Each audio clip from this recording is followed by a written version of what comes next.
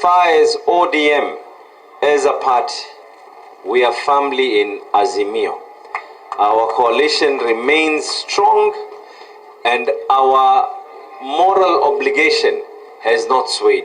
Mwenye natuongoza katika operation Okoa Kenya ni Stephen Kalonzo Musyoka. Ukitaka kumuita official leader, shauri yako. Kama hutaki kumuita, shauri yako.